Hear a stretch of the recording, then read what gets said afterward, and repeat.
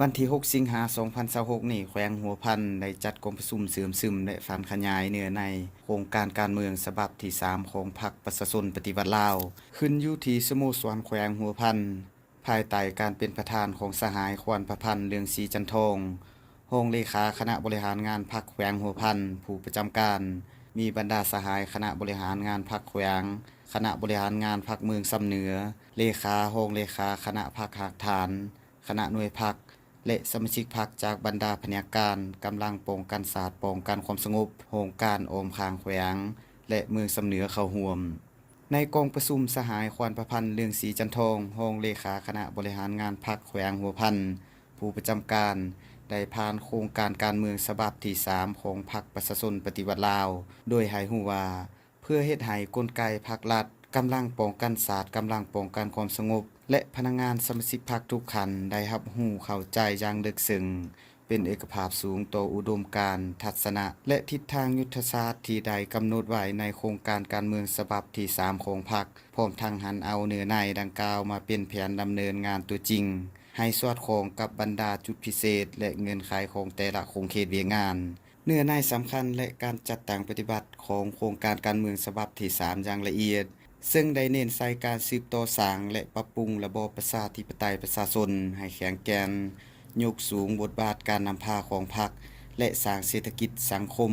ให้ขยายตัวอย่างยืนยงโครงการการเมืองฉบับที่3ประกอบด้วย2ภาคคือพรรคนำพาเฮ็ดสำเร็จภารกิจปลดปล่อยศาสตร์สร้างพื้นฐานของระบอบประชาธิปไตยประชาชนก้าวขึ้นสังคมนิยมและภาคเนื้อในพื้นฐานของการบูรณะระบอบประชาธิปไตยประชาชนก้าวขึ้นสู่สังคมนิยมซึ่งได้แสดงให้เห็นเจตจำนงของพรรคเฮาอย่างชัดแจ้งพร้อมทั้งเรียกร้องมายังสมาชิกพรรคพนักงานกำลังประกอบอาวุธทุกทั่วหน้าประชาชนทั่วประเทศจงเพิ่มทวีความสามัคคีเป็นปึกแผ่นแน่นหนาเด็ดเดียวสู่ชนผ่านพาความยุ่งยากและสิ่งท้าทายนานาประการยอมเสียสละทุกสิ่งอย่างเพื่อเฮ็ดให้โครงการการเมืองของพรรคสามารถจัดตั้งปฏิบัติให้ปรากฏผลเป็นจริงนำเอาภารกิจปฏิบัติของพรรคกล่าวขึ้นอย่างมีไสสง่างามกองประชุมครั้งนี้ในสายเฮ็ดให้บรรดาสหายที่เข้าร่วมได้รับรู้และเข้าใจเนื้อในโครงการการเมืองของพรรคสามารถนำไปฝันขยายจัดตั้งปฏิบัติเข้าในโครงเขตเวียงงานการเมืองของตนให้ปรากฏผลเป็นจริงโดยผู้เข้าร่วมได้แบ่งกลุ่มคนขวาตามแต่ละโครงเขตเวียงงานคือโครงเขตเศรษฐกิจวัฒนธรรมสังคมตุลาการนิติบัญญัติการเมืององค์การจัดตั้งมหาชนกำลังป้องกันศาสตร์ป้องกันความสงบเมืองซ้ำเหนือ